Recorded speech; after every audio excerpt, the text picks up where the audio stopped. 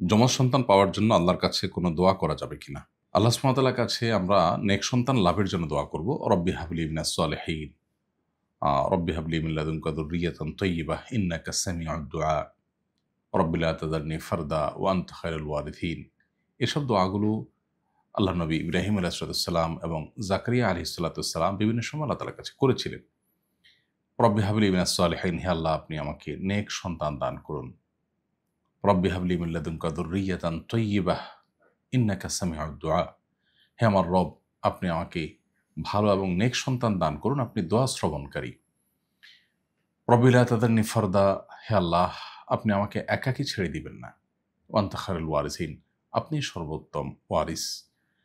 তো এই যে আয়াতগুলো আছে এগুলোতে সবগুলোতেই দোয়া রয়েছে সন্তান লাভের জন্য।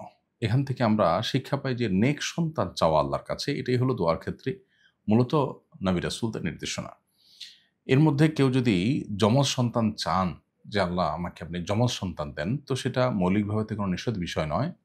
চাইলে কেউ চাইতে পারেন আল্লাহর কাছে যে আল্লাহ আমাকে যমজ সন্তান দিন। তবে সন্তান চাওয়ার ক্ষেত্রে আল্লাহ আপনি আমাকে ভালো সন্তান দিন, নেক সন্তান দিন, চক্ষু শীতলকারী সন্তান দান করুন। এই দোয়াগুলো করা হলো কোরআনের শিক্ষা। অতএব সেগুলো যেন ঠিক থাকে। কারোর যমজ সন্তান হলো কিন্তু তারা বিকলাঙ্গ হলো, অসুস্থ হলো, আল্লাহ না করুন। অথবা এমন কোনো আ সন্তান হলো যে সন্তান আসলে আপনার অন্তরকে, আপনার চোখকে জুড়াচ্ছে না। তাহলে সেক্ষেত্রে সেটা তো আপনার প্রত্যাশিত সন্তান নিশ্চয়ই হবে না।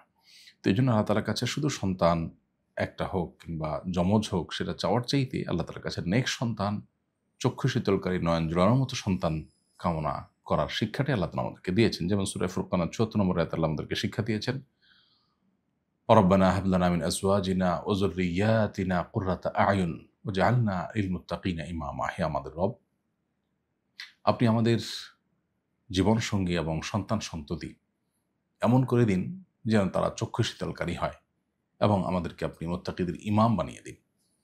তো এই সমস্ত দোয়াগুলোকে মাথায় রেখে আপনি যমজ সন্তানের জন্য যদি দোয়া করেন এভাবে যে আল্লাহ আপনি আমাকে যমজ সন্তান দেন, যারা উভয় আমার জন্য চক্ষু শীতলকারী হবে, নয়ন জোড়ানোর মতো হবে, মুত্তাকিদের ইমাম হবে, তারা যেন সৎ হয়, নেককার হয়। তো এই মর্মে আপনি যমজ বা একসাথে একাধিক সন্তান আল্লাহর কাছে চাইতেই পারেন। অতএব মৌলিকভাবে এটি কোনো নাজায়েজ কাজ নয় যমজ সন্তান চাওয়া। কিন্তু সন্তান চাওয়ার ক্ষেত্রে বা যেকোনো জিনিস চাওয়ার ক্ষেত্রে আমাদের জন্য সর্বাপেক্ষা উপযোগী যেন হয়, উপযুক্ত যেন হয়, সার্বিকভাবে যেন কল্যাণকর হয়, সেই জিনিসটা চাওয়া হলো বেশি গুরুত্বপূর্ণ।